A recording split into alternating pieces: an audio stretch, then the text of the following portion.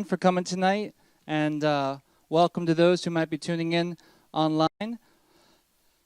I'm excited to have this conversation together. Last couple months ago, we had a conversation.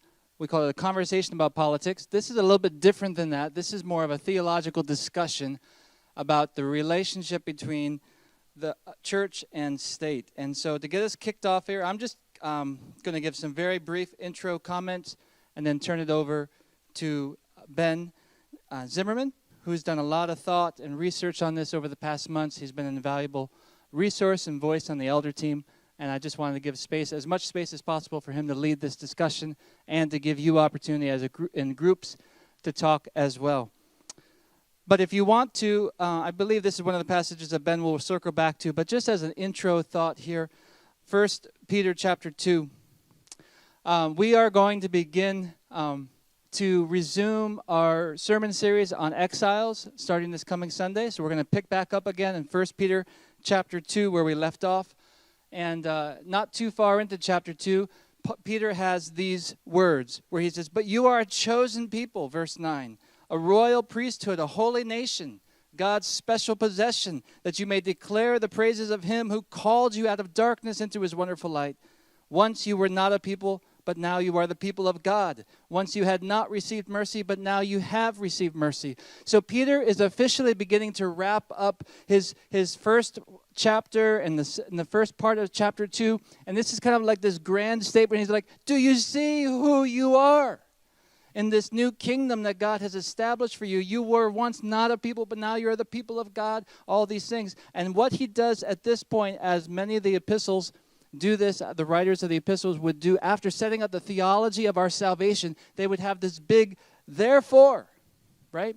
And he doesn't use that exact word, but basically in verse 11, this is his therefore statement. In light of who you are, dear friends, I urge you, as foreigners and exiles, you're not of this world. First of all, to live holy lives, to abstain from sinful desires which wage war against your soul.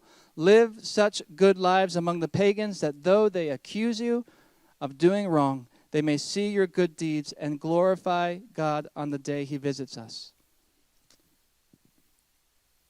And then he begins in the next several verses to talk about human relationships. Again, remember, this is who you are. Therefore, this is how you should relate to one another.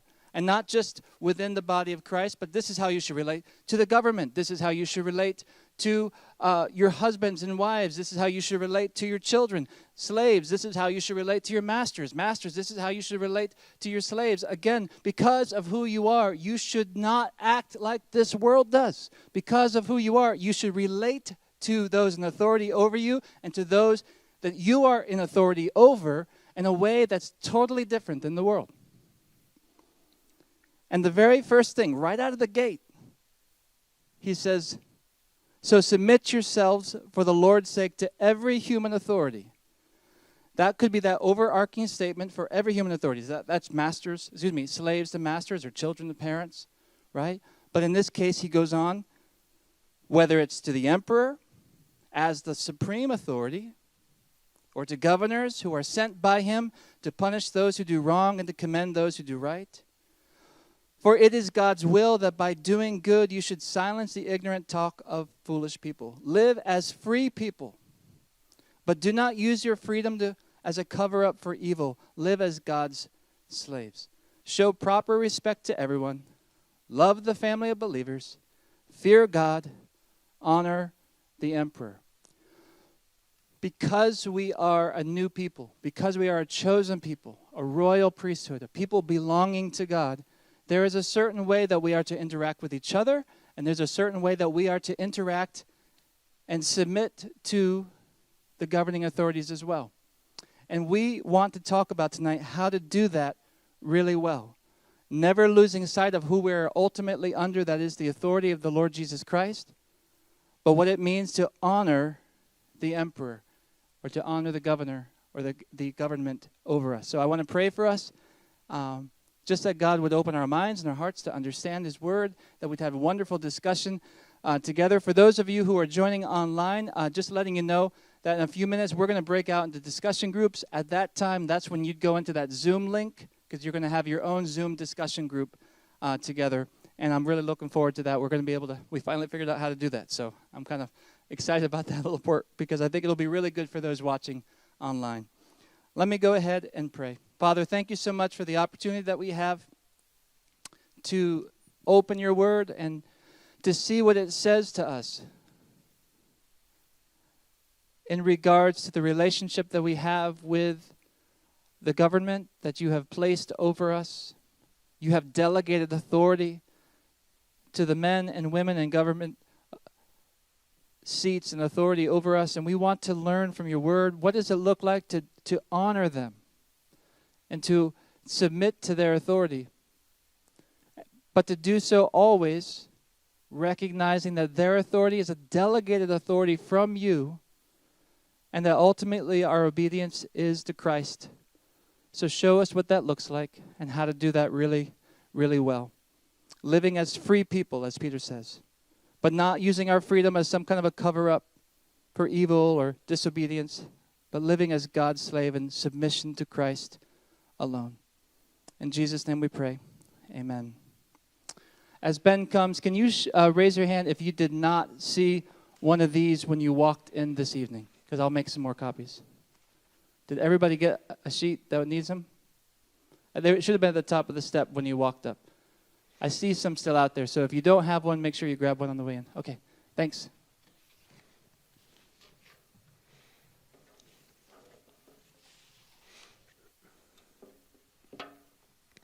Good evening.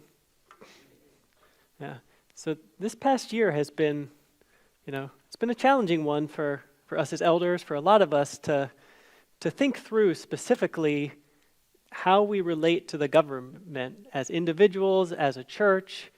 And, this is one of those topics where, we had some good biblically informed thoughts as we went into it.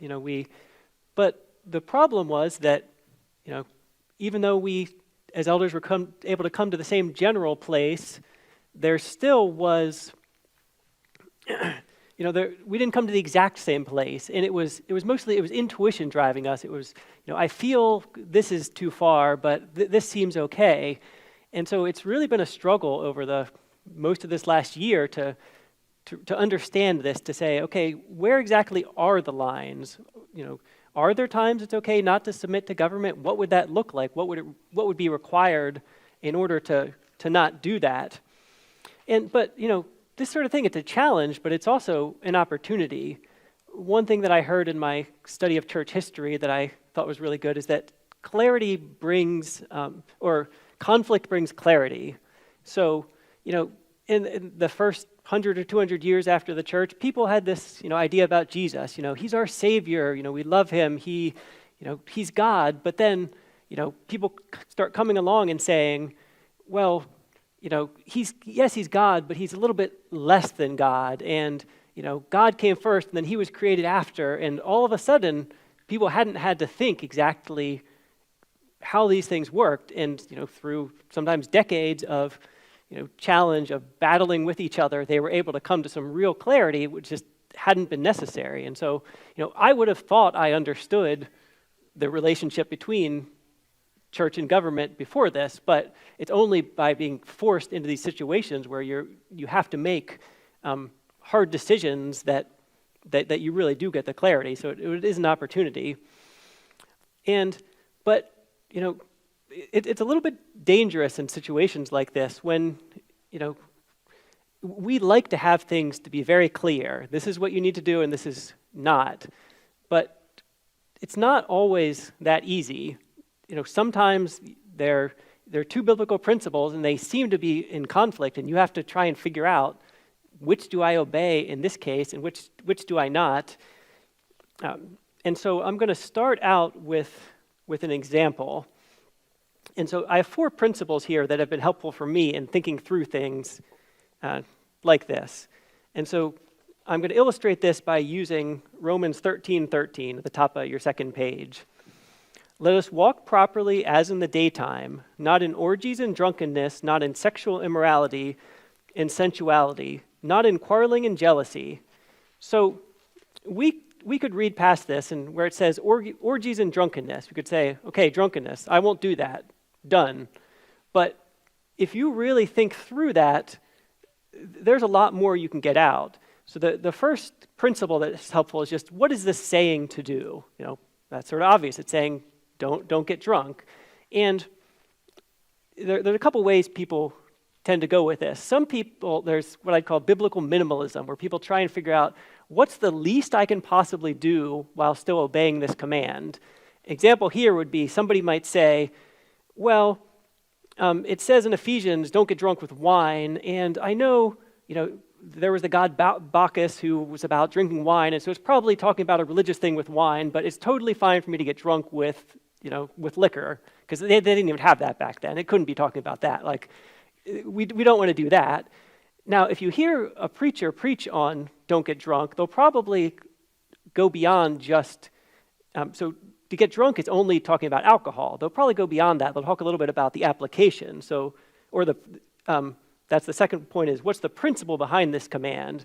So the principle behind the command, don't get drunk, would be something more general, would be don't get intoxicated, or even more general, don't do things that cause you to lose self-control, lose control of yourself. That would be a general principle. And we then make application to that. We say, well, this is why Christians believe it's not good to abuse heroin and things like that, because you're giving up your self-control. You're causing yourself to get intoxicated.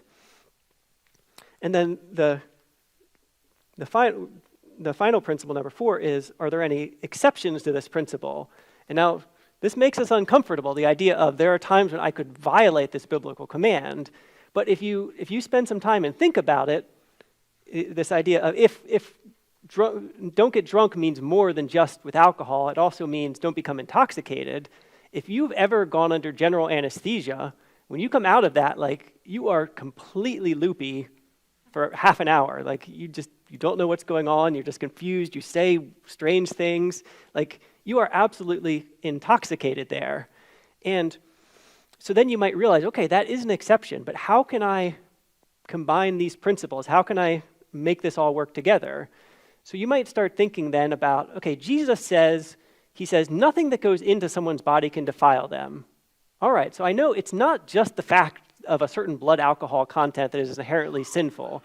It's something, and so then you might think further, okay, how does the Bible generally talk about drunkenness? Well, here it talks about orgies and drunkenness. In the Old Testament, it talks a lot about gluttons and drunkards. So these are people, they're eating, they're drinking, they're partying.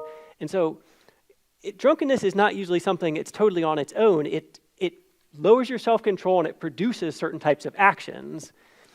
And so, I think there would be legitimate exception here where, we're going to look at later on how there's the Old Testament command. God says, I desire mercy and not sacrifice. So if I were a doctor in the Civil War and I had to amputate someone's leg and there was no anesthesia, I think it would have been morally acceptable to get that person drunk, to give them more than an ordinary amount of alcohol to deaden their pain. And so I use this example early on because I think for some of you this will make you uncomfortable, this idea of there are times when there are exceptions to clear biblical commands. And honestly, like that's a good response to have. Like I want you to feel that way. Because, this type of thinking, people use this commonly to find ways to sin. It's very easy to say, well, this is the application, so the way I'm doing it is fine. You absolutely can do that. So if you use thinking like this and you try to think, like, how can I justify what I'm doing? You'll probably be able to think of something and you'll probably end up in sin. So you absolutely do have to be careful here.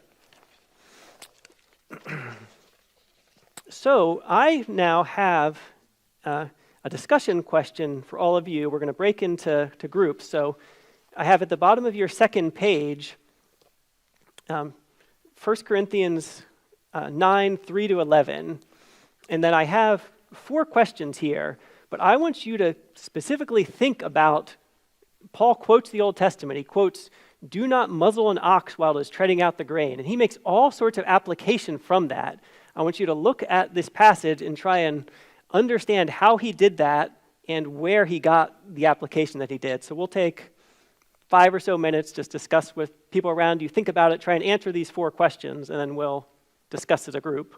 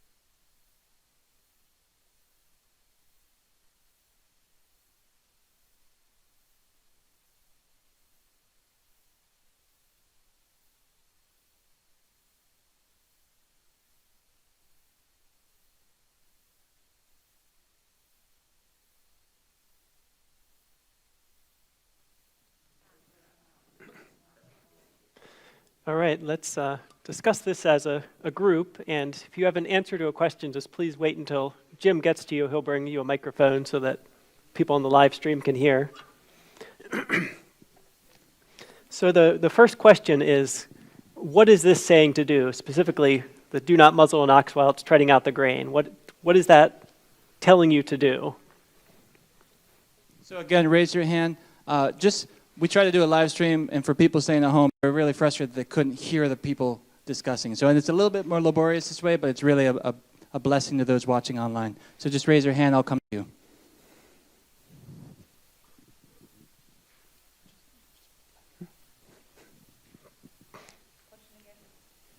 you. Question one, what is this saying to do? What is do not muzzle an ox while it's treading out the grain saying to do? Maybe that's too obvious of a question. So I mean, it's a farming context. It's an animal that's helping to separate the wheat from the chaff, and the idea is, while it's working hard, you should let it eat. Is what it's saying. Okay, so then Paul, he does not stop there. He then draws a principle out of this. So what is the principle that Paul draws out of this command?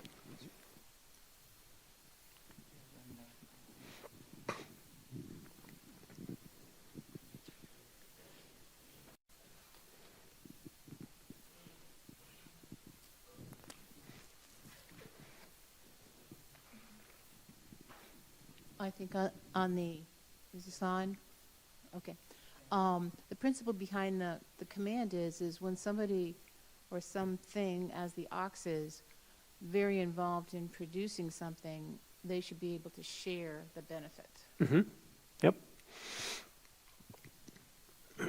And so then we see Paul, he makes application here. He says that, the one really interesting thing about this is Paul says, was this written for the sake of the ox? He says, no, it was not. So there's a biblical command about an ox that was not written for the sake of that ox. And so that can be a little bit confusing at first, but as you think about it, you start to realize that what God is trying to do is he's giving us something. I think if you were reading your Bible and you got to this principle, like if you really stop to think about it, it is a bit confusing. Like, there's the biblical law is not exhaustive by any means. There's all sorts of things it does not cover. So why does it cover this specifically? And as you'd continue to think about this, you would think, okay, so even my animal, I need to care for it. I need to, it'd be just cruel to make that animal work and not provide for it. And so then if you were in a situation, if you had a farm worker who worked hard for you and you hadn't been providing anything for them, you might think, well, if I'm to do this for my animal, oughtn't I also to do it for a person? Like, a person is more than an animal. Shouldn't I do it for them as well? And so then what's the application some of the application that Paul makes of this principle? How does he apply it specifically?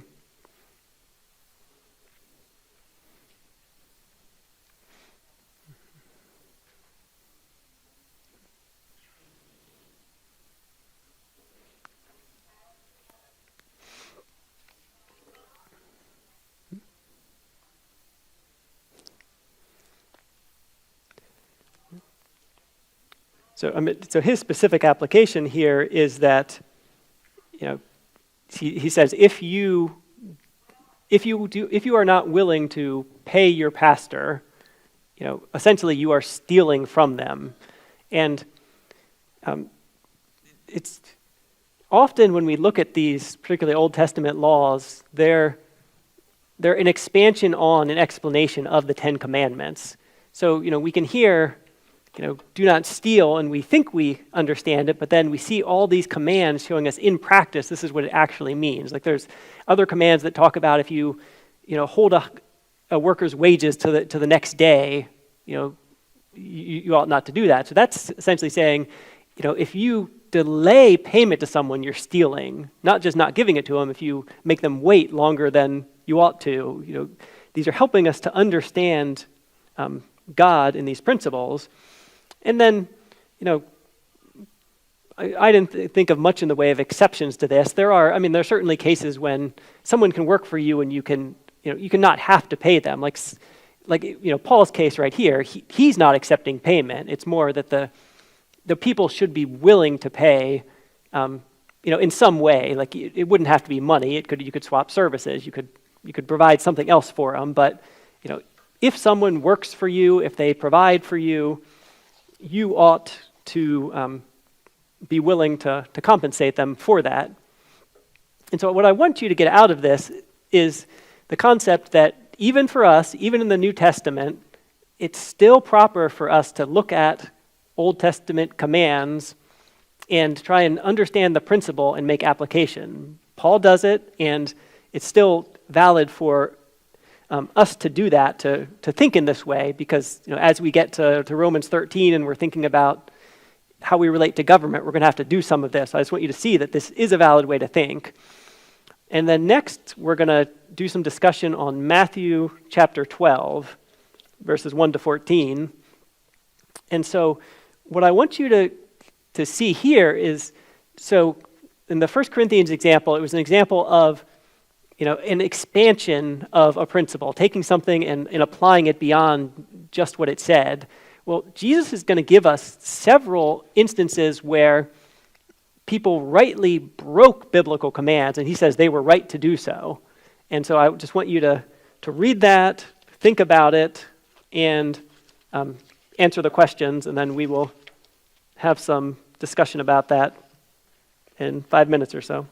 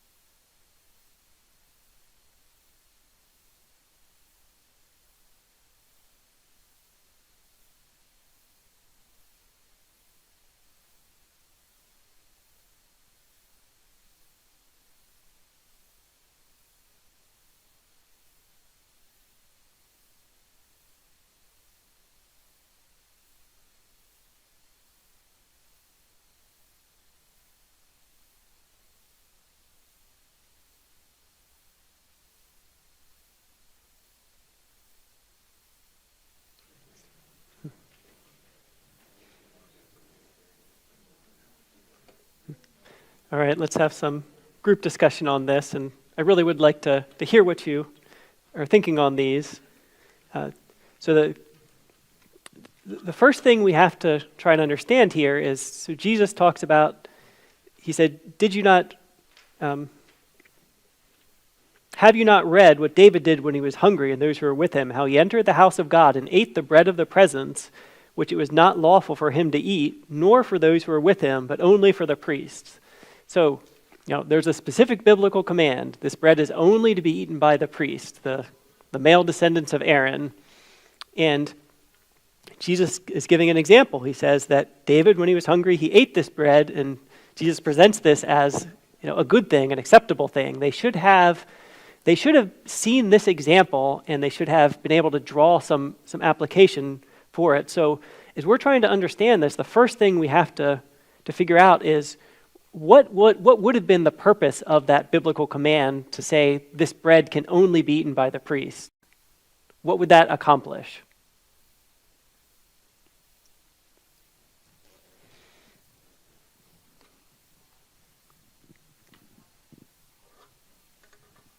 Since the priests didn't have their own jobs, their job was basically to do the temple, so they were allowed to keep some of the meat and some of the bread. Yep. So because it was theirs, they could share it with David when David needed it. I think it's easy to assume that David didn't steal the bread. He was given the bread by the priests. Well, so some of the sacrifices they were given, they were allowed to share. For some it says you can give this to your servants, to other members of your household. This one was specifically restricted to the priest only. So any thoughts about what is that accomplishing? A bread that specifically only the priest may eat.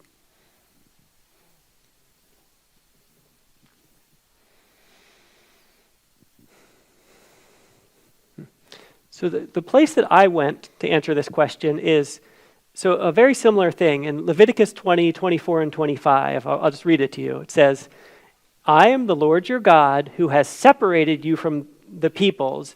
You shall therefore separate the clean beast from the unclean and the unclean bird from the clean. So I think what the scripture is saying here is that God says, I separated you from the people. Therefore, you go separate these animals.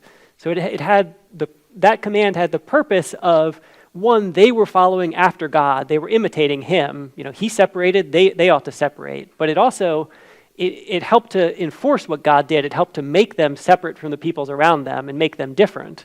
And so that would be at least my initial thought with the bread of the presence is these priests, even out of all the Levites, had a very special role. They could do things before God that no one else could. And so by having this special bread that only they could eat, all the people would come in, they would see this bread on a table, and they would know this is the bread that only the priest may eat. And then that separated the priest from the other people. It made them special. Every time they ate this, they would think, like, isn't it amazing God lets me eat this special bread? But then, as we think about this, again, Jesus later in Matthew will say, nothing that goes into a man could defile him. So, this is just bread. Someone eating this bread, isn't inherently defiled by eating the bread. And so the reasons were primarily ceremonial for not eating this bread.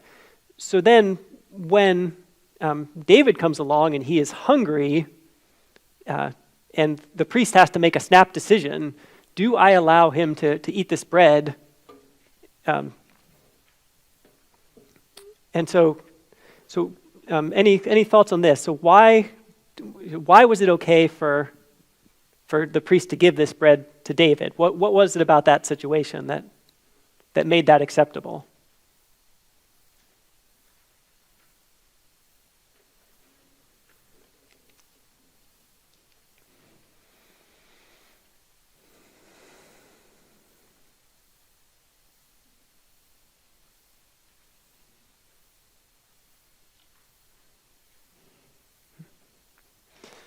These are challenging questions, and these are I hope some of you are, have been thinking about these things for years and understanding them, and it seems obvious, but this was not at all obvious to me. These are something that's just sort of started to click for me in the last year or two. I've started to make some of these connections and make some application, but so if you don't understand this immediately, that's okay. I just hope that you will keep thinking about this and pay attention when you see things like this in the scriptures going forwards.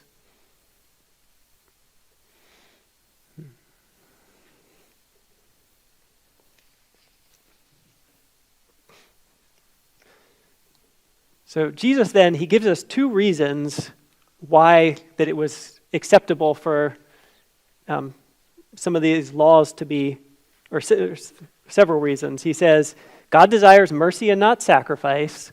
So, it wasn't just that the priest could choose at any time to allow the bread to be eaten. If he had a friend that was just like, oh, I could use a snack, like that would have been a sin against God. God has killed people for that sort of disrespect. But in the case where here's someone that's really in need, would God want me to uphold this ceremonial command, or would he want me to help the person in need? God would want you to help the person in need.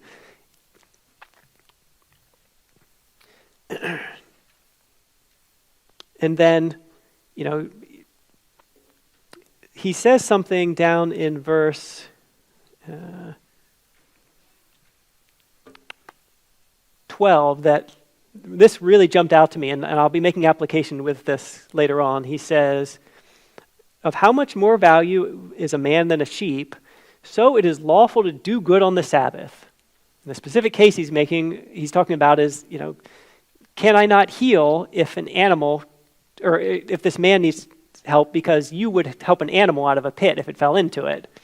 And he's saying it is always lawful to do good, to help others, to do mercy, like even if that requires you to violate the Sabbath law. And so I think we can start to see something about, like, there is a certain hierarchy and relationship between biblical commands. Moral commands, when they come into conflict with ceremonial commands, moral commands then take precedence. But also notice that in all of these cases, in some of these discussions, it comes about like, well, yes, if the government is requiring me to, directly go against what God says, I won't, but I will do absolutely everything I can before then to submit. Well, that isn't actually what we see here, because you think about the case of David. David wasn't dying of hunger. It wasn't if he didn't get this food right now, he would instantly die. Like, they could have spent a few hours and gone to another farm and gotten him food. It would have slowed things down. It would have been difficult, but it would have been possible. And in the case of Jesus here, he heals a man with a withered hand. A withered hand, I mean, that's painful. It's difficult. It causes all sorts of issues. But could Jesus have chosen to wait till Monday to heal him? Of course he could have. Like, he didn't have to do good, but yet it was still lawful for him to do good. Now, I want to make sure that you don't think that I'm saying that that because you can sometimes violate commands, that means you must always violate them. Just a little bit later in Matthew 17, I think, 16 or 17, Jesus is asked about, will he pay the temple tax? And he goes on and explains that because the tax is paid to God and he is the Son of God, he doesn't have to pay the tax. But he says, but I will, he essentially says, but I will anyway, so not to cause offense. And so sometimes Jesus, went beyond what he had to do, but then other times, like with the Pharisees, he did something that he knew deliberately would cause offense, even when there were other options. So now we get to the core text that we're going to be looking at, the one when people talk about relationship to government, that is often the first place that people go. That's Romans 13, verses 1 to 10. So let me read that. Let everyone be subject to the governing authorities, for there is no authority except that which God has established. The authorities that exist have been established by God. Consequently, whoever rebels against the authority is rebelling against what God has instituted, and those who do so will bring judgment on themselves. For rulers hold no terror for those who do right, but for those who do wrong. Do you want to be free from fear of the one in authority? Then do what is right, and you will be commended. For the one in authority is God's servant for your good. But if you do wrong, be afraid, for rulers do not bear the sword for no reason. They are God's servants, agents of wrath, to bring punishment on the wrongdoer. Therefore, it is necessary to submit to the authorities, not only because of possible punishment, but also as a matter of conscience. This is also why you pay taxes, for the authorities are God's servants who give their full time to governing. Give to everyone what you owe them. If you owe taxes, pay taxes. If revenue, then revenue. If respect, then respect. If honor, then honor. Let no debt remain outstanding except the continuing debt to love one another. For whoever loves others has fulfilled the law. The commandments, you shall not commit adultery, you shall not murder, you shall not steal, you shall not covet, and whatever other command there may be are summed up in this one command: love your neighbor as yourself. Love does no harm to a neighbor, therefore love is the fulfillment of the law. So, there's a couple things I want you to notice here. So it is very clear here. It says, it says not to rebel against authority. It says, that if you do that, you will bring judgment. It talks about submitting to authority.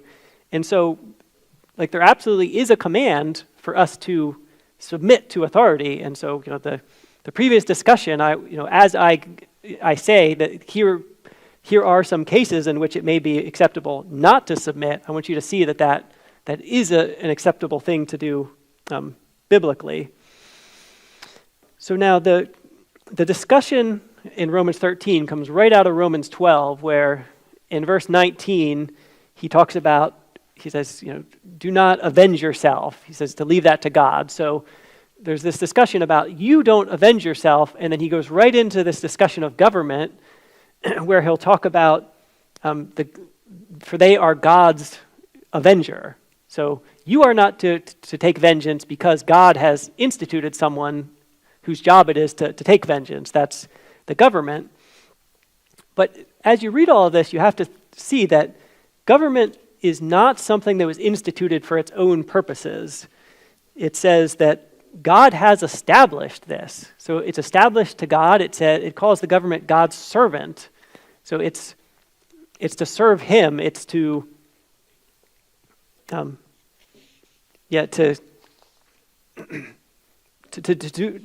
a servant does its master's work. That's the government is to do the work of God. And then in verse 3, it talks about good conduct. For rulers hold no terror for those who do right, but for those who do wrong. And so the question we have to ask ourselves is, who defines that? What is good conduct and what is bad conduct?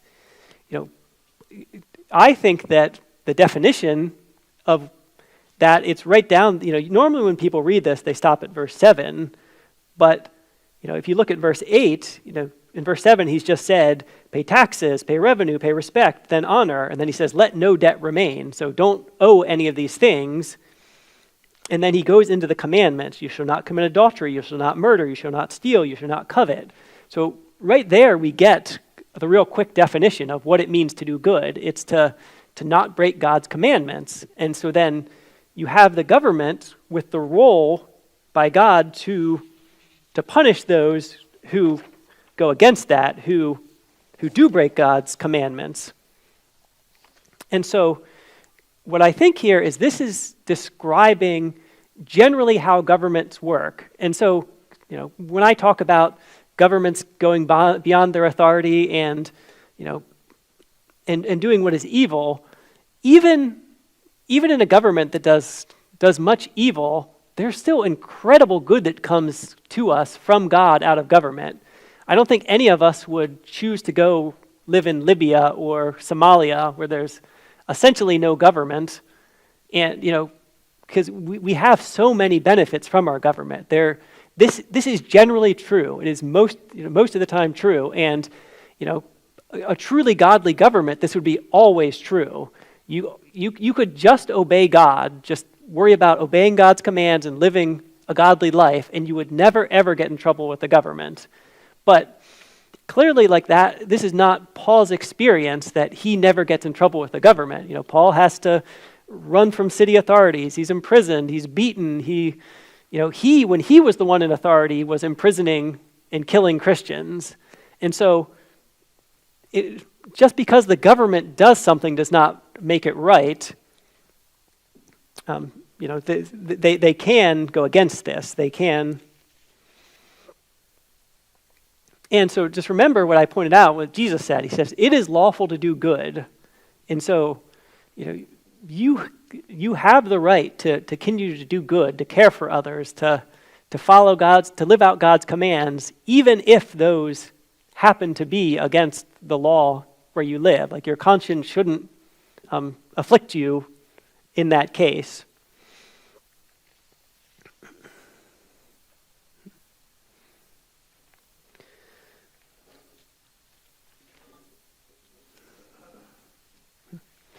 Okay, so Jim is going to come and lead our next section.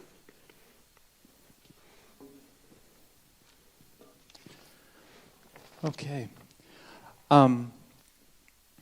So I hope everyone's catching what Ben has been seeking to do is to give us a theological lens through which to look at scriptural passages that are sometimes, they seem so black and white on the surface, but even in the Old Testament, even in the New Testament times, we saw that which was seemingly black and white was applied ethically in ways that were like, I wouldn't have guessed that they could or would have done that. For instance, we know that the midwives were expressly told by God to do what? I see, not by God, but by Pharaoh, to kill all the babies. They did not. That was definitely one of those, we must obey God rather than man, but then they lied about it. And they're never rebuked for that. And they're sort of like, what do you do with that? But in that process, they were obeying God, and so this is where the ethical dilemma stuff comes in. What I'll say in those watching or those here tonight, the elders have wrestled through this stuff, and we're not necessarily on the same page. I think there have been times that we've had like one here, one here, one here, and one here. But we're wrestling through this and the nuances of how do we apply the principles to our current situation. And this is why I love the progression there that you saw, that Ben laid out. What's it saying? What's the principle behind what is being said? And then how do we apply that principle if in some cases, most of us are not farmers, so we're not going to be muzzling the oxen while it's treading out the grain, right? But so that's like, well, doesn't apply to me. I don't even know what an oxen is, the type of thing. That scripture does apply, Paul says. What is it? What was it? We've kind of figured out, okay, so we're not farmers, but the principle behind that was what? That it is wrong to withhold from even a beast who is serving you. It would be wrong to withhold food even from an oxen who was working hard for you. So how much more so, it's the principle, than that it was so wrong, Paul says, that you would withhold from those who are working full-time to pastor you and to teach you and things like that. Don't do that. And so he gave an application of an Old Testament principle. But again, there are sometimes exceptions as well, and this is where we get into those ethical dilemmas. And so what we're struggling with is that clearly Romans 13, what is it telling us to do? Be subject to human authorities, governing authorities. Why? Because this is delegated authority. God is the supreme authority, but he has delegated certain authority to people. And so that's the clear thing. But we recognize that there's principles and nuance, because what if the governing authorities that have been delegated by God are seeking to carry out something that is actually not something God would want to have carried out? What do we do then? And this is where we see some of those Old Testament passages that say, okay, there are exceptions at times that we grab the principle, for instance, going back to that consecrated bread concept, right? It was holy bread. It was holy unto, it was set apart bread for the Levites, right? And David, if you remember his response when he says, the priest says, well, all I got is this holy consecrated bread. It's set apart bread. And David says, how much more so on such a night like this? That's also a holy mission that I am on. And the priest goes, okay, here you go. Because he captured the principle behind it. So I just want to make sure I'm looking for eyeballs and head nods to make sure that because what we're about to move forward to, if we are having questions at this juncture, I want to give space for that. So any questions that it's just like, I don't get it, could you clarify this or that? Because if we're not kind of clear enough, then we need to pause and just make sure there's clarity. And at this point, just call out your question, and I'll repeat it for those online.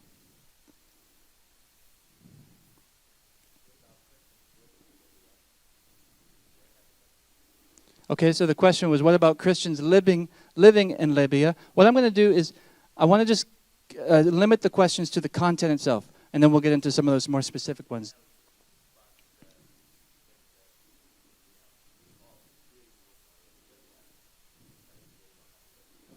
Mm-hmm.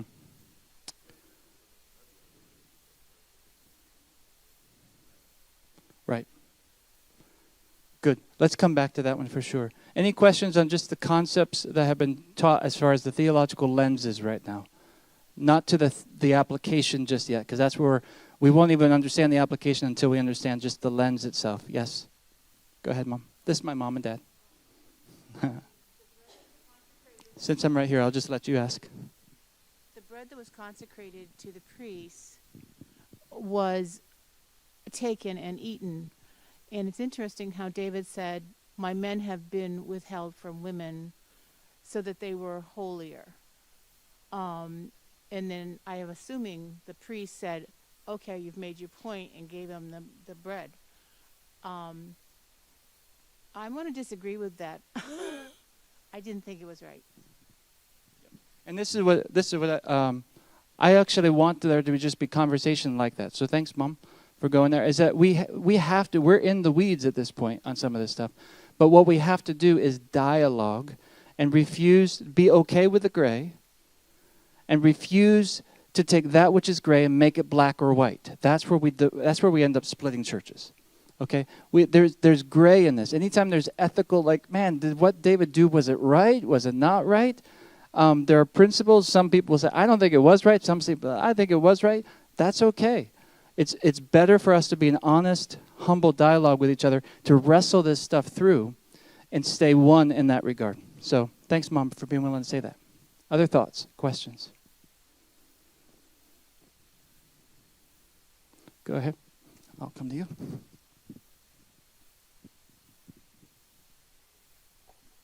Just more of a statement. I really, looking at what Jesus said, it's obvious that Jesus agreed that David did the right thing, or that the priest did the right thing when he gave him the bread, but I really don't know why. Yeah, I think that's a fair point as well, is that Jesus was not afraid to call a spade and correct things and misnomers and mistakes and all that. And he doesn't in that case. But why? And I think this is where that theological lens that Ben is giving us might have application. Like, okay, well maybe, what was the principle behind saying that only the Levites could have the bread? Well, the principle was that they were set apart men. So only the Levites could have this because this is special bread.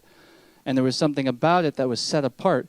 And David maybe appealed to the principle and said, hey, listen, in principle, we're okay. And the priest perhaps said, you know what, I agree.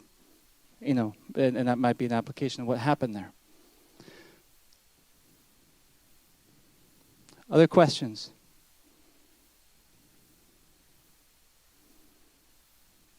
I'm taking a little bit more time because we were actually moving, I think, quicker than, aren't we, ahead of schedule here? Right on time. Fantastic. I'm never on time. Thanks, Ben. Any other questions? I'm going to get us behind. How's that?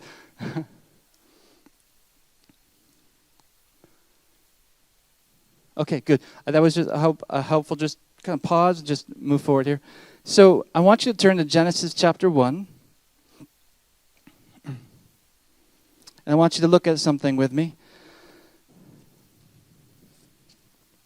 So once again, government Any human authority has been given that authority by whom? By God, right? Ultimately, all authority is delegated authority by God.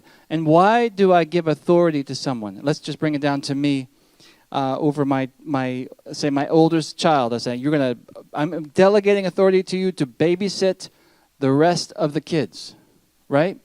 Will I be happy if I come home and find out that she washed their mouths out with soap, she threw them in the closets, she withheld breakfast from them because they said something, No. I did not give you authority to do that. That is not in keeping with my character. It is not in keeping with my commands. All of that. Like, don't do that. That's a little bit of a sore subject because my older sister did mouth out with soap, liquid soap, mind you. She couldn't find the bar of soap, so she. I'm like, oh, God. So that one I know for sure was ungodly. A delegated authority right there. Okay, so the point is that the delegated authority is given, and it's given strongly, but it's given to the extent, it's limited in the sense that it's not just do whatever you want authority. It is do what I would do if I was governor. Do what I would do if I was king. Do what I would do if I was the babysitter. Make sense? Okay, so going right back to the very beginning, Genesis chapter 1, these are the larger principles, desires of God for mankind, even mission. We don't always think of Genesis chapter 1 being missional. That God establishes a mission for mankind right from the very beginning. Why? Because remember, larger picture is that God is establishing a kingdom on this earth, and he wants to establish those on the earth who will subdue the earth and fear God and worship him and properly reflect his image, etc. So we see in chapter 1, verse 27, so God created mankind in his own image. In the image of God, he created them. Male and female, he created them. God blessed them and said to them, be fruitful and increase and number, fill the earth and subdue it. Rule over the fish in the sea and the birds in the sky and over every living creature that moves on the ground. A little bit later he says, and God saw that it was all that he made, it was very good. We don't think of this verse as being missional, but what is it that God said to them to do? He made them, he brought them together, and then he said, okay, now get to work. What did he tell them to do? Just call it out and I'll repeat it. Be fruitful and multiply.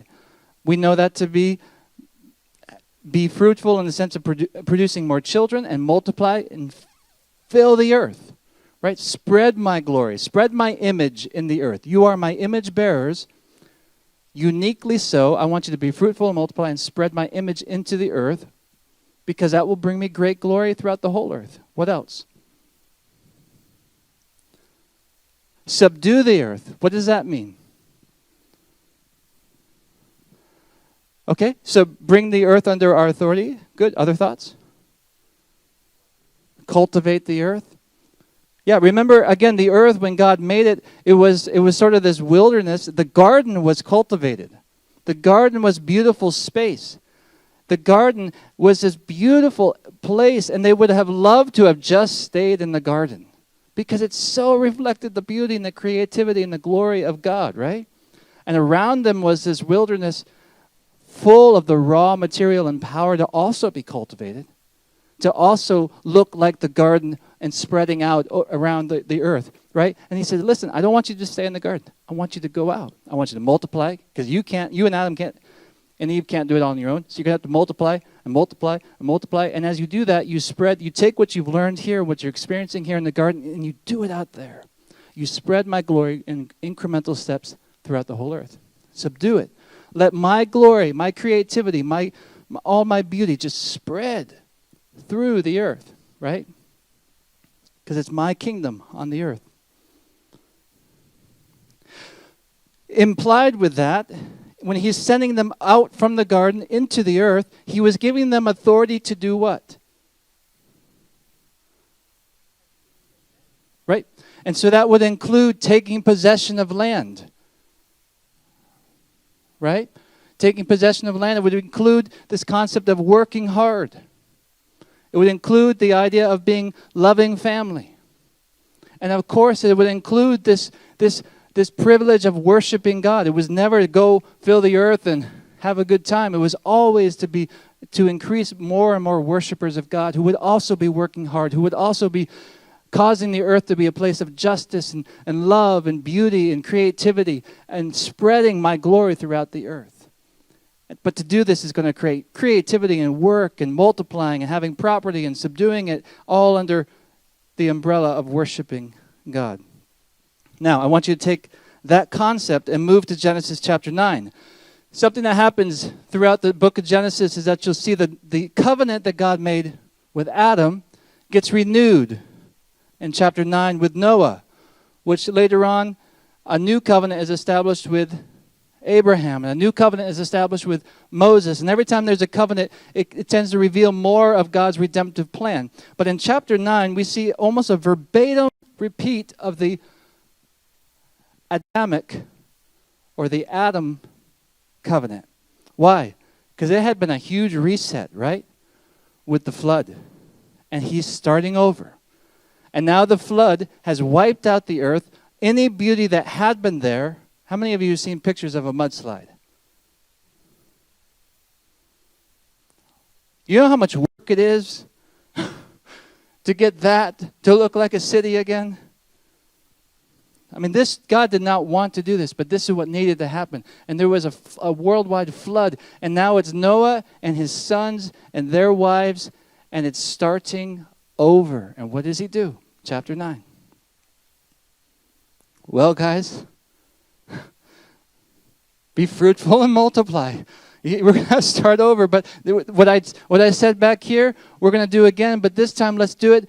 And let's do it without falling away from worshiping me. Be fruitful and multiply and increase in number and fill the earth. The fear and dread of you will fall on all the beasts of the earth and the birds in the sky and every creature that moves along the ground and the fish in the sea, etc. Verse 4, but you must not eat meat that has its lifeblood in it. And for your lifeblood I will surely demand an accounting. I will demand an accounting from every animal and from every human being too. I will demand an accounting for the life of another human being. Whoever, here's a little poetry here, whoever sheds human blood, by humans shall their blood be shed. For in the image of God has God made mankind. But as for you, be fruitful and increase in number, multiply in the earth and increase upon it. So he reestablishes the covenant with all of the, be fruitful, work hard, be creative, spread beauty. And then he gives us a little bit of a nuance here that's different. Why? Because it's post-fall. He didn't say this to Adam before the fall because death had not even entered Adam's mind. But now they have watched the earth go through incredible turmoil because of sin. And so when God starts over again in Genesis chapter 9, he says, listen, the mission has not changed. You're still my image bearers. I still want you to multiply my glory in the earth. But now I'm also delegating authority to you. That when people start to do what Cain did to Abel, which started a domino effect that led us right up to the flood, this time you have authority, delegated authority, to take human blood that has shed other human blood. Even animals that have shed animals. And we'll see that happening in Leviticus. And so we see that he's starting to establish governmental authority. He says because government, it's going to require government to keep things in line. Because there was no government before. There was just tyranny and strong men and people who swarmed to them. There was nothing. And look what happened that fast. He said, so I'm establishing government to put it in place such that if somebody takes human blood, guess what? You have authority to take their blood because that's what's going to be required to keep everybody in the guardrails. Does that make sense? The mission's still the same, but government is helping to make sure that you all stay on course and don't end up like what happened right before the flood. So as a God-ordained institution, here's where you want to fill in some blanks. the purpose of government is to protect and to facilitate, to ensure that we can fulfill our God-given mission. That's one way of thinking about government, is that government has been given delegated authority by God for the purpose of doing what God would have them to do, and that is to enable mankind to fulfill the mission that God has given them to fulfill. The purpose of government is to protect and to facilitate, to ensure that we, those who have been made in the image of God, can fulfill the God-given mission upon us, our lives personally, but also as a human race. A couple bullet points there that we see from Genesis chapter 1, and again repeated somewhat in chapter 9. To work, to be fruitful and multiply. Again, if you're filling in blanks, that's those bullet points there. To work hard, to provide for our families in that regard, to be fruitful and multiply. To have property, to have a home, property, and to subdue the earth. These are all, if we want to talk about these sort of inalienable rights given to us by God, these are things that God gave to us right from Genesis chapter 1. The ability to work hard, to be fruitful and multiply, to raise a family, to have a home, to have property, to subdue the earth. And by subduing the earth, this is the idea of continuing to be creative and engineering and architectural and all these things. And finally, to worship God. God would never give authority to a government to say, oh, by the way, you're not allowed to worship God, right? Which is where we're starting to get into the weeds. Like, well, at what level then are restrictions acceptable or not acceptable as far as our ability to worship God? I have 2 young adults that wanted to come to a luncheon for our small group of young adults, but they're on a particular sports team, and the coach said, you cannot go to that if you stay on the sports team. I don't know if that's appropriate for them or not. It might be, but the reality is that they also have a choice to say, then I'm not going to be on the sports team, right? This is where it's like, oh, like who's right, who's wrong? This is where it gets gray. So, again, having established this idea that God has given government a delegated authority to protect and facilitate, to ensure that we can fulfill our God-given mission. We see it right there in Genesis chapter 1. God has continued to give other missions. For instance, Matthew 28, 19 through 20. Right? To take the gospel to the ends of the earth. That is something that we know has been specifically commissioned for His church to do. But also just fundamentally for all mankind to work hard, to be fruitful and multiply, have a home, property, subdue the earth, to worship God freely. All right. Ben, take it away again.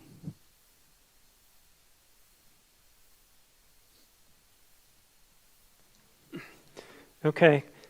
So what I hope you have seen so far is that God has instituted government for a purpose, and I think you've seen that government can go beyond that purpose, and then they're defying God at that point. But what may not be clear to you is, okay, so the government's in the wrong, but how does that affect me? Should I still submit even though they're in the wrong, or do I have the right not to submit?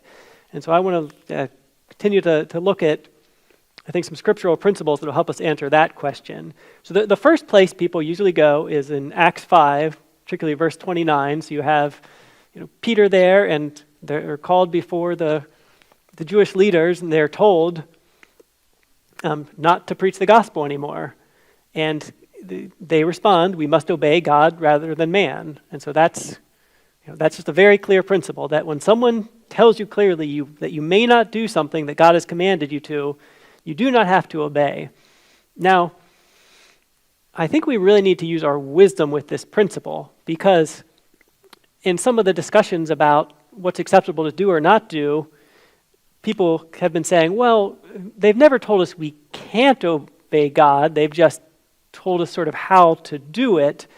And, sometimes that may be legitimate, but it certainly is not always legitimate. Had the Jewish authorities called Peter in and they said, well, it's causing, civic unrest when you do this. There have been riots. There have been, so like, for the sake of, the people and, so that nobody gets harmed, we need you to only share the gospel in like this one little part of the city, but you're not allowed to do it anywhere else from there. So you are allowed to share the gospel. You just need to follow these few restrictions.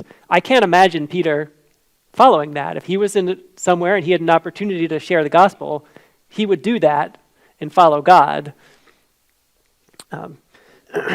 And then I think if we look through the book of 1 Peter, now one of the big themes of 1 Peter is persecution, and 1 Peter 2 in particular it's saying very similar things to Romans 13. So I'm going to read from 1 Peter 2, 11 to 20. Beloved, I urge you as sojourners and exiles to abstain from the passions of the flesh, which wage war against your soul. Keep your conduct among the Gentiles honorable, so that when they speak against you as evildoers, they may see your good deeds and glorify God on the day of visitation. Again, this is that same idea. Like Peter's big thrust here is just, obey God, keep honorable conduct. That's what they should do. And then says, be subject for the Lord's sake to every human institution, whether it be the emperor as supreme or to governors as sent by him, to punish those who do evil and to praise those who do good. So again, we see here is the proper role of government. They should be punishing evil and they should be praising good. When they start to punish good and praise evil, they're not acting as they ought to. For this is the will of God, that by doing good you should put to silence the ignorance of foolish people.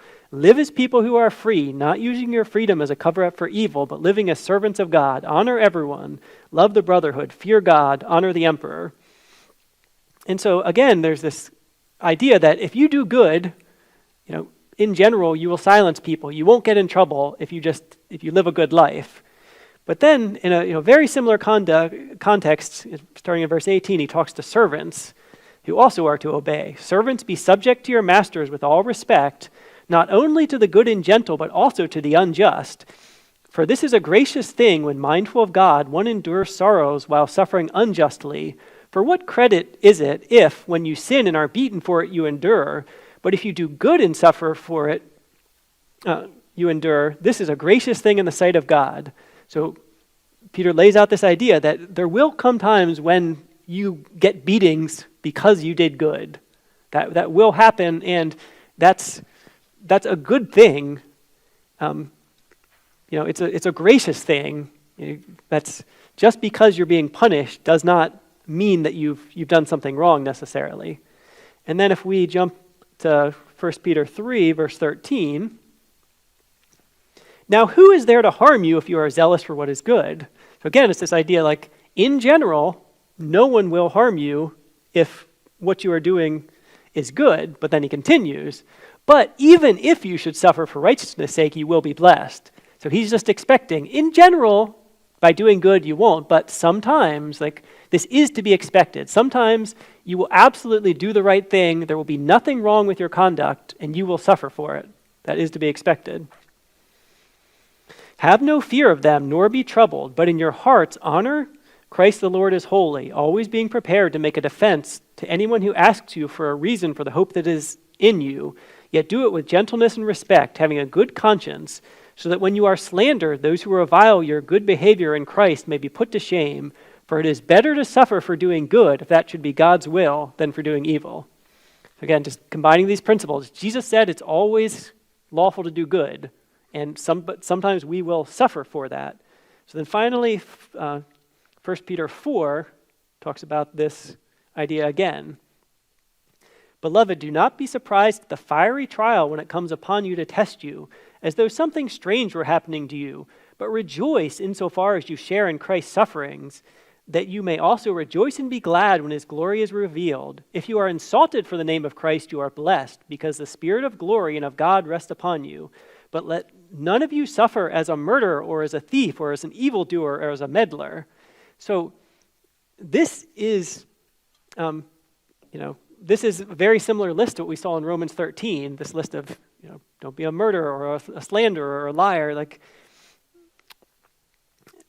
There's nothing, if you do legitimate evil by God's standard, that ought not never be us as Christians.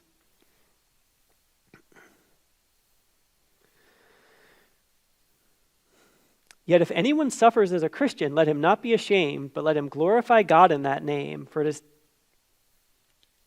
is time for judgment to begin at the household of God, and if it begins with us, what will be the outcome for those who do not obey the gospel of God? And if the righteous is scarcely saved, what will become of the ungodly and the sinner? Therefore, let those who suffer according to God's will entrust their souls to a faithful Creator while doing good. That's just these themes just keep getting hit. Just continue to do good, and yes, that will sometimes mean that you suffer. So then another question we have to ask is, so if we think about the role of government in general, we could say that their job is to do justice. It's to make sure justice is done. It's to protect the people. It's to punish what is wrong. And so I just want you to think about this. When we say this plenty of times, we look at a court case, we look at something that happened, we say, that was unjust. Well, what makes a punishment unjust? There are a couple of principles. One would be if the law is not followed. Even if the person were really guilty, if you have to manufacture evidence, if you don't follow the rules, if that is unjust to break the law in order to punish someone. It's obviously unjust if someone that's totally innocent of the crime is punished. It's also unjust if a penalty is too harsh or too light. So, there can be something legitimately wrong. Someone can be assaulted, but they get slapped not very hard, and they spend years in prison. That is unjust to punish someone beyond the harm that they have done. And it's also unjust to punish someone who has not committed an evil action.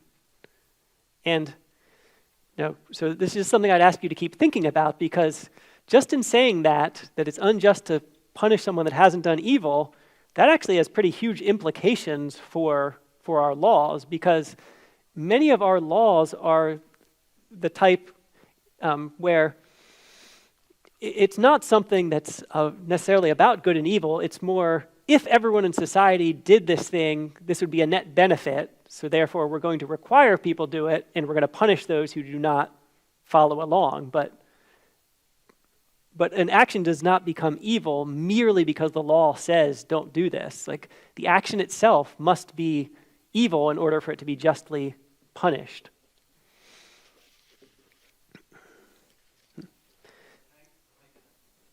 Can I make an example of that? Mm-hmm. At a church level, it would be great if everybody tithed, right? I mean, if we tithed, we could send missionaries. Nobody would be there were so many things that we could do if everybody tithed. And if the elder said, you know what, in light of that benefit, we're going to require that as a law, as it were, that if you come to this church, you tithe. That's an unjust law, because it's not, especially for New Testament church times, it's not a command of God. And for us to make sure to make that happen as a law, it'd be a great thing if everybody did that. But to make that, even which is a good thing, happen by law is now unjust, because it has to be something that's done from the heart, especially if it's not been expressly commanded or forbidden by God. I hope that was helpful. Yeah, that was helpful. Yeah, another idea I want you to keep in mind is that we talk about legalism. It's something that we try and...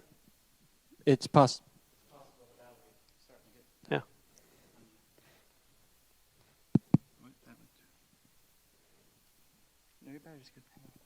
Yeah.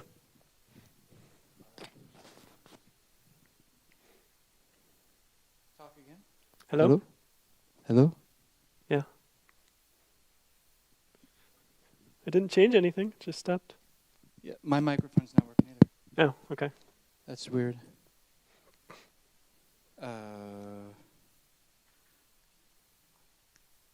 Hello? Okay. So Too many buttons.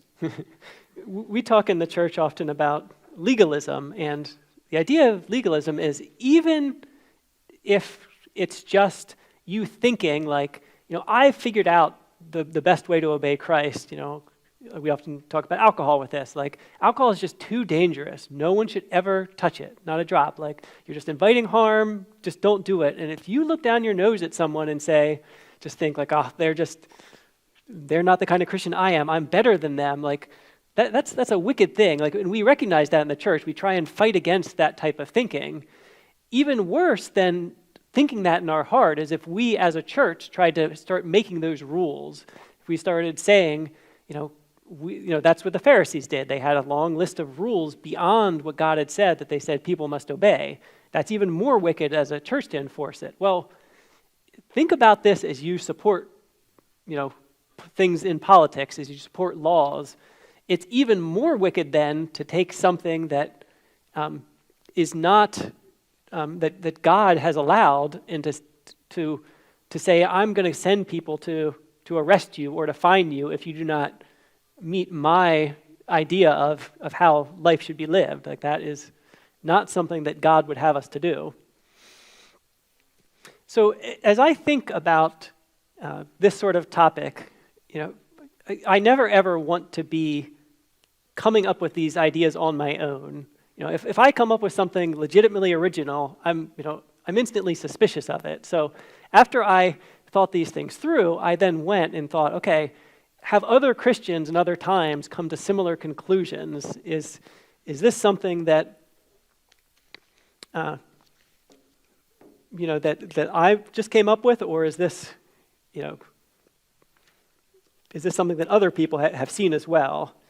And so I have two fill in the blanks here. The early church was willing to cause trouble, and the early church would not call Caesar Lord. So there was one of the big things for hundreds of years in the early church is it was sort of like the Pledge of Allegiance. If you were going to be in any political office, if you were going to be in any important state event, even just to show your citizenship, you would have to go up, there would be a fire, you'd take a pinch of incense, you'd throw it in the fire, you'd say Kaiser Kurios, Caesar is Lord. And the Christians absolutely refused to do that, and because of that, they were not able to be in many of the best positions in society. They were sort of forced to the margins. And I really don't think we realize how subversive some of the things the early church said was, and how much at times they were willing to just stick their finger in the eye of the government. So I'm going to read you a couple of quotes about Caesar Augustus, and I want you to just think about, does this remind you of anything in the Bible? Behold, so this is from Virgil. Behold the man, behold the promised one, you know him, Caesar Augustus, the son of a god. So he is the promised one to come. He is the son of a god. Then here's a letter to the provinces of Asia from a Roman governor, talking about Caesar. He has bestowed upon life its highest adornment by giving us Augustus, whom it equipped for his benevolent work among humankind by making him full of virtue, and sending him as a savior for us and our descendants, the one who causes wars to cease and sets all things in beautiful order. And because Caesar, by appearing, made the hopes of those who predicted a better future look poor compared with what he has actually done, for he has not only surpassed all previous benefactors, but left no opportunity for future ones to go beyond him. And because the good news which went into the world through him arose on the birthday of this God. So, Caesar is their God. And look here, it talks about the good news of Caesar. That's our gospel. So these people, they were to believe in the good news of Caesar. He had done something so good that no one ever coming after him could do better. And now, listen to this one carefully and think, what does this remind me of? This is taken from Roman coins of the time of Jesus. Salvation is to be found in none other save Augustus, and there is no other name given to men by which they can be saved. So that is Acts 4:12. They take that common Roman slogan and they put Jesus in the place of Caesar. They're taking something people would have said in order to show their allegiance to the government, and they're saying, actually, no, Caesar, it's Christ. And when, to be a loyal Roman, you had to say Caesar is Lord. They refused to do that. They said Christ is Lord. So they at times they were willing to go along and submit, but at other times they felt it necessary to take a stand. And then I'm going to read you or talk about some ways that Christians throughout history have dealt with these issues when government overreaches. So the first is in 196 AD. This is Tertullian, the great early theologian. He's writing a letter to Septimus Severus, the Roman emperor. And he's specifically talking about the fact that the Romans are persecuting the Christians, and they have these laws against Christians that make it illegal to be a Christian. So here's what he says. In the first place, then, when you harshly lay down by the law your phrase, your existence is forbidden, and enjoin this without any gentler reservation, you make no secret of violence and tyranny as belonging to your stronghold, if you deny us the right to exist because such is your will, not because it was fitting that we should be outlawed. So first he says, you're not saying this because there's something wrong with what we're doing, you're just saying because it's my will is enough. He says, no. If, however, you wish this not to be allowed because it is not right, no doubt an evil action ought not to be allowed. And of course, this very fact involves a previous judgment that a good action is legal. So right there, he's saying exactly my main point. Good actions are legal, and it is only just to outlaw illegal actions. If I shall find something to be good which your law has forbidden, is it not by this previous determination disallowed from forbidding me that which if it were evil, it would justly forbid? So the law justly forbids only that which is evil. Now, I talked before about how conflict brings clarity. It forces people to think through things they would never have imagined. So one of the ways this happened in history is something called the doctrine of the lesser magistrate. And this happened in a place called Magdeburg, Germany. It was one of the most heavily fortified cities in Germany. This was the time of the Protestant Reformation. And so there was a Protestant church in the city. The Holy Roman Emperor practices. And so he sent an army to the city and said to force those Christians to go back. And so, as the army's on the way, they're debating this. What do we do? What do we do? And they finally decided, and the duty to, if possible, protect the people under our care from evil. And so they shut the gates of the city, were besieged for a year or so, and then eventually the emperor gave up, and they won religious freedom from that. And so, but if you take this doctrine more broadly, it's the idea that, so a governor makes an unjust law. Well, we've seen exactly this doctrine in place where the Lancaster County sheriffs have said, we will not enforce this law because we believe it to be an unjust law. But, it goes further than that. If the sheriff enforces it, the prosecutor can say, I'm not going to bring charges. If the prosecutor brings charges, the judge can throw them out. If the judge still brings, if he doesn't throw them out, and you're a member of the jury, and you say, this law is unjust, even if the person is technically guilty of the crime, you can acquit. Checks and balances where, hopefully if there's something legitimately unjust, says, I'm not going along with this, and they stop it. So that's just, it comes from the biblical principle of you ought to help and care for others, you ought to do good to others, and you certainly cannot go along with evil. So if you're asked to do an evil action, at the very least, you can't go along with it, you have to refuse.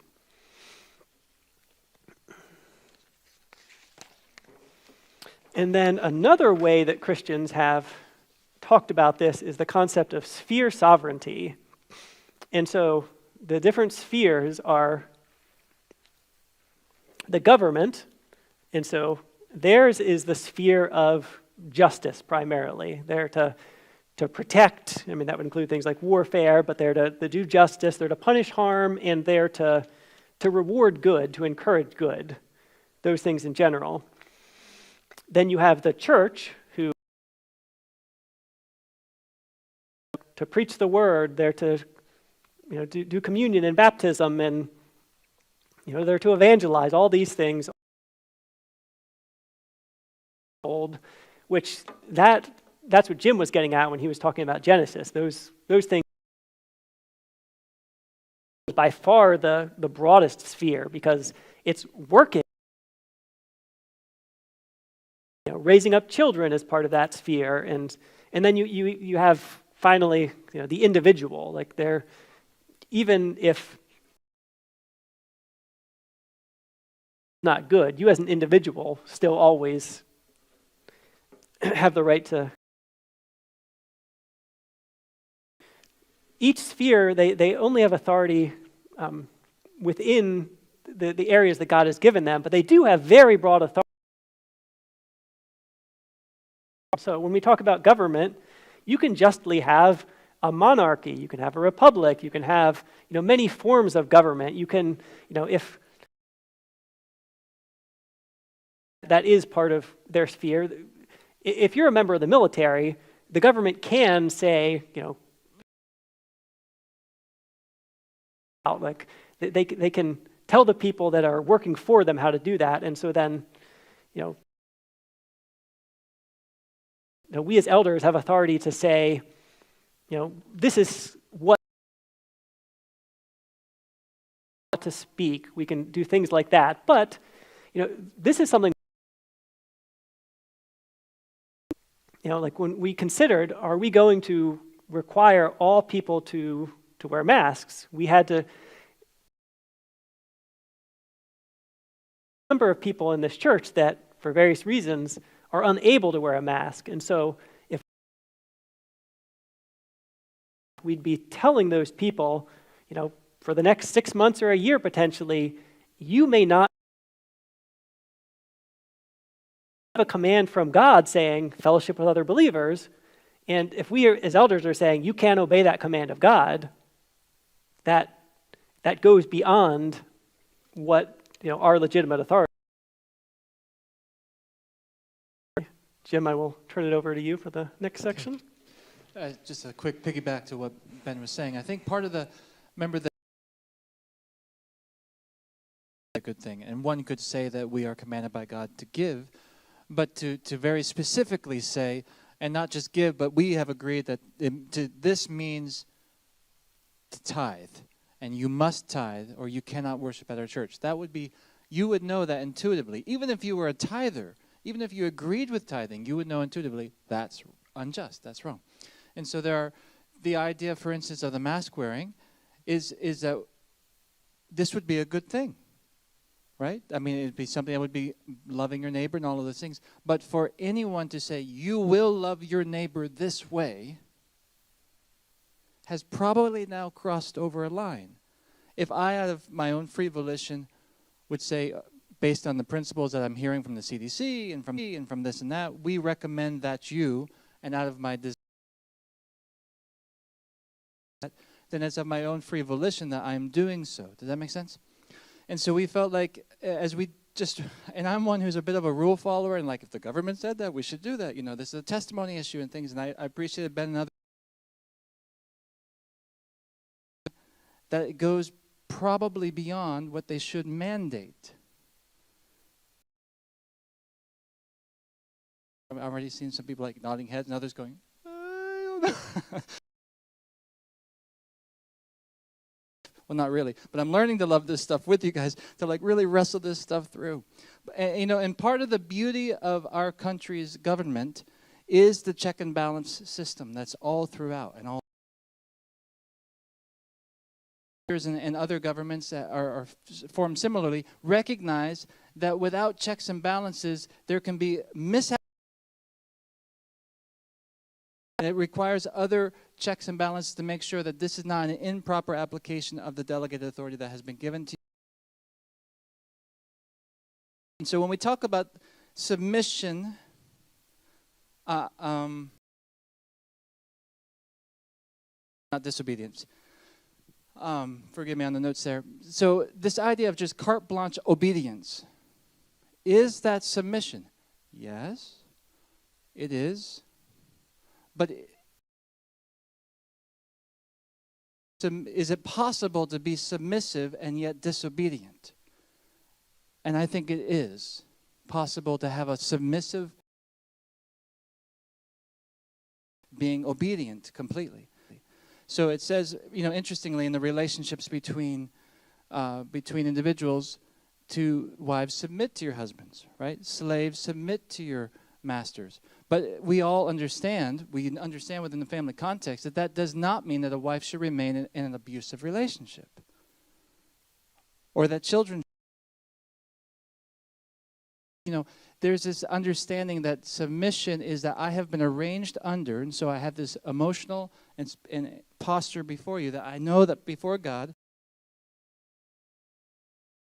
doesn't mean that I have to absolutely obey you, especially if I have a sense that what you're telling me right now is an unjust law. Not. So that's just a general principle for all relationships. What I'm trying to pull out from 1 Peter 2 is that that's actually the first relationship was between us as the new creation, as the new people of God, and how we are to relate to the government. Which brings us to this idea of civil disobedience. What do we do with that? Maybe some of you are aware of this, maybe some of you are not. Right now there is a pastor in Canada who has been, last Sunday was his last Sunday preaching because on Tuesday he was put into jail. Well, he actually turned himself in. A warrant went out for his arrest. He had been warned, in all fairness to the Canadian government. They had warned him since December. They'd shown up every single week to make sure, to kind of monitor what was going on, whether or not things were happening according to the COVID restrictions that they have in Canada. So it's not that they just suddenly showed up one day. And they warned him 2 weeks ago, if you do this again, you will be put under arrest. And he came to church again. They assembled again because they feel before God that while it is perhaps a good thing, generally speaking, to not assemble,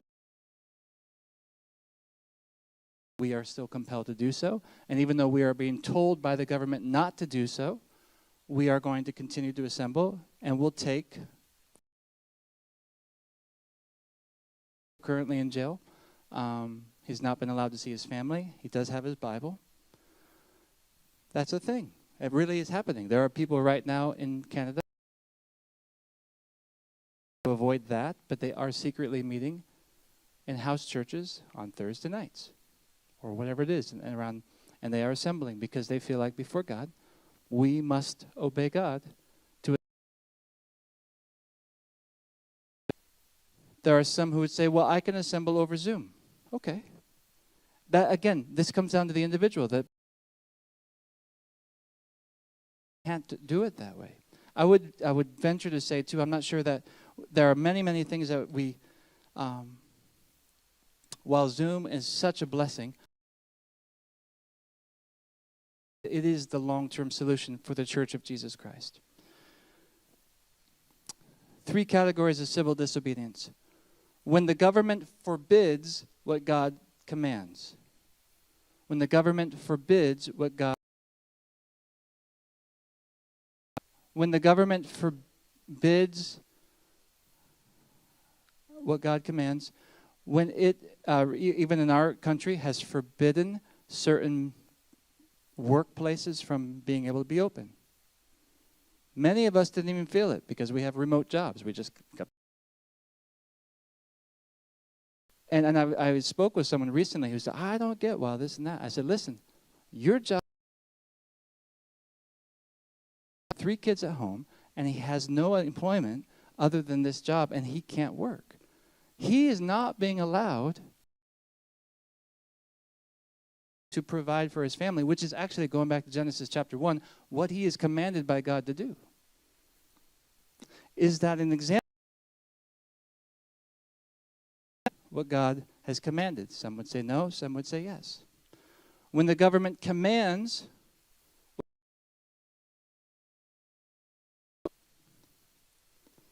obviously, if they were to command that we worship Caesar in the early church, they can't do that. What a powerful story, that Roman coin in Acts chapter 4, verse 12. When the government commands what isn't theirs to command. And this is where it's pretty gray at times, but it's something that we have to think about. So for instance, again, coming back to the idea, this might even be a good thing, but can it be and should it be a commanded thing? A mandated thing? Now, this is where those spheres, remember the spheres, right? We would agree, all of us, I think around the circle, that traveling 100 miles an hour down the road is not safe. Right? And so the government has a responsibility for the protection of its citizens, which is why it has, I believe, God-given delegated authority to say, we're going to put a limit on that. You can't just drive at whatever speed you want to drive at. In fact, we're even going to put a number on it. We're going to say, right? I would say that is within the government's delegated authority to do so, because to get past that, you're going to start to have all sorts of accidents, right? So again, thinking of that, mandates on what they've been doing as far as mask wearing and all of this, or that, limit to protect the citizens of the government from, in this case, the coronavirus. And some would say that this is absolutely within the purview. But when you look statistically at what's happening, even though it is terribly hitting some people very, very hard, when you statistically just look at the numbers, and less than 1% of those 1% are dying from it, I'm not willing to put my family at risk, lose my house for this, and I conscientiously object. Person with other believers, and I conscientiously object. It might be a good thing that inasmuch as I am able to do that, I will do that, but I won't do it, some have said, if it's going to compromise my ability to love God, worship God, and fellowship with other believers. It broke my heart I couldn't see Adele Mazzarella before she passed. It broke my heart that I couldn't see Amos Bricker before he passed. It broke my heart more to hear that Amos Bricker's family was outside his window holding balloons 3 days before he died. And he couldn't have his family close to him until they knew he was within 24 hours of dying.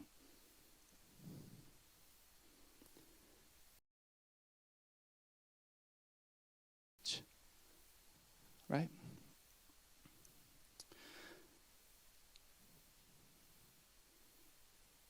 So we're moving now in the last couple minutes to some discussion questions. Kind of ethical dilemmas, and maybe how to look at principles of the commands that are in the Old Testament or New Testament. And what is it, again, that God's telling us to do? What's the principle behind this command? Principle and not be just specific to. Are there any exceptions to this principle? So for instance, when we're getting down to our current situation, what will we do? Churches will not gather. To what extent do we obey that? Again, we of course as citizens before God, but is it at some or is it even getting to a point where they were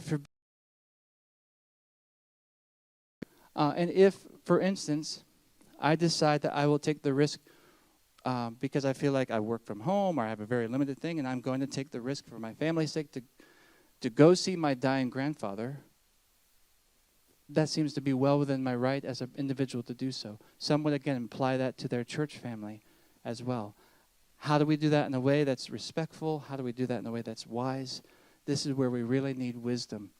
James chapter 3, please write it down. We won't talk about it at length tonight, but I'm going to land there. So get your Bibles out with James chapter 3. But let's go ahead. There's some questions right here in your groups. We've seen governments across the world take a variety of measures in response to COVID. Using the biblical principles we've begun to outline, how far can the government go with their COVID restrictions? Again, what I want to say is that, man, we're going to have probably answers all over the map. That's a good thing. We're not looking for one right answer. There's no secret right answer here. Even among the boardroom, we've had lots of hours upon hours of conversation wrestling this through. And what we've come to is unity, not uniformity. Do they have the right to require the sick to quarantine? To require the healthy to stay home? Is that possibly punishing those who have not done anything wrong yet?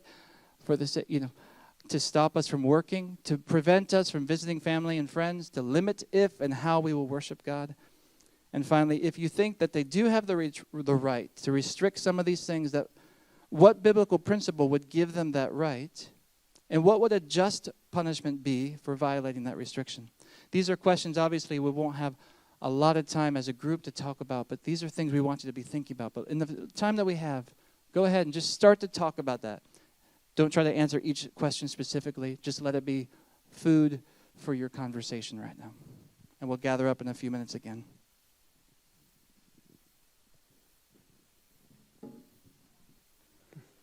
Yeah, and so with this, I just wanted to emphasize that the question is not, what do you think everyone ought to be doing? It's what is the right level for the government to require. So it's not, so that's for the people that maybe are a little bit more concerned. But the people that aren't concerned at all, again, the question is not, how much am I comfortable with? It's how much does the government have the right to do for the good of others, and not only thinking of myself. So.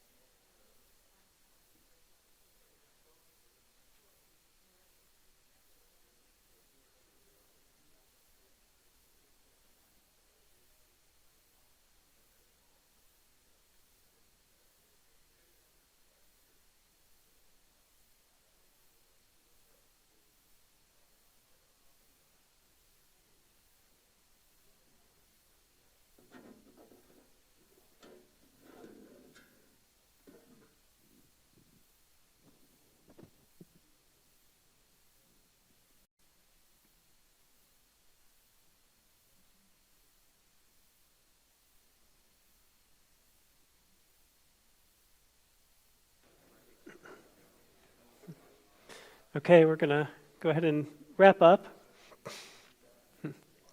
Yeah, so I had hoped to have more time for us to discuss this as a group, and we as elders would certainly be glad to hear from any of you. And as we continue to think these things through, there certainly may be things that we have not been able to see that some of you will be able to. And so let me give you my answer to these final questions about, because as I was thinking this originally, it's I thought, okay, government has this sphere.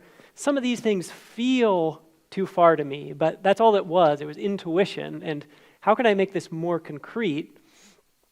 And so, yeah, some of the things, the principles that really jumped out for me was one, it's always okay to do good. So if I can say this act is a good action, I can feel confident in doing it. The other is that, an action must be evil to be punished. That was another one that really helped me. And then I started looking specifically for biblical principles that would apply to this situation. And so the very first one of them, and this is a principle that applies all over the place, is Deuteronomy 22:8. When you build a new house, you shall make a parapet for your roof, that you may not bring the guilt of blood upon your house if anyone should fall from it. And so the principle here is, so they had flat roofs. It was like another story of the house. It was sort of like a porch. They spent a lot of time up there. And so if you had a house and you didn't care about the lives of those that were on there, you were willing to risk a child falling off and being injured, you would then be guilty for not anything you did, but just your lack of care for the lives of others. So just as Jesus expanded the idea of, if you have hatred in your heart, that's murder. If you don't, if you put a situation in place where someone is likely going to be hurt and don't care about them, that also is a form of murder. And so we take that principle and then getting even more specific. So the whole chapter of Leviticus 13 is restrictions on leprous diseases.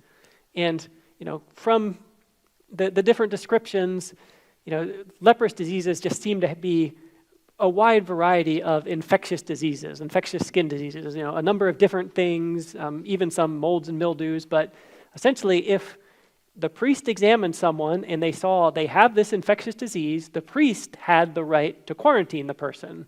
And I think, rightly, governments all throughout time have had this right that if someone is sick, they can be quarantined. You can say, now, it depends on the level of the sickness. It has to be serious enough to warrant that. But if someone has a serious enough sickness, we as a church could absolutely have told people, if you are sick, you may not come.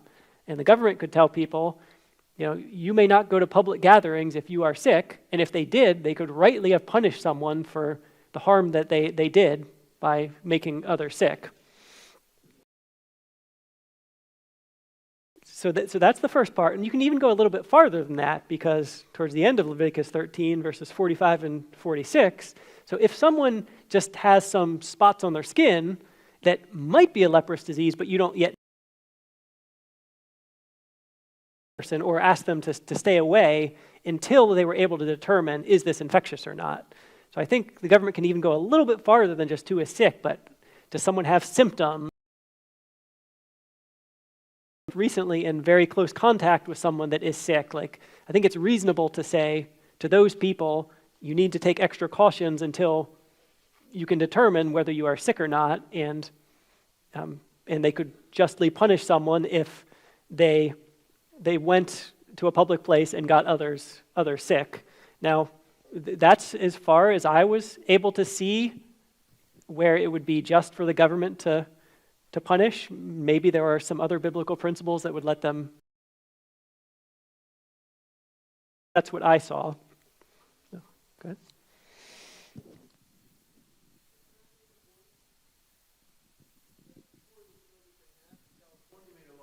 Hang on one sec.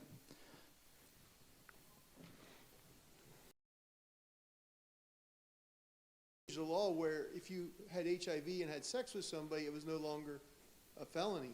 Right. It was now, you didn't have to tell anybody. So there's responsibility for Yep. protecting the public. Mm-hmm.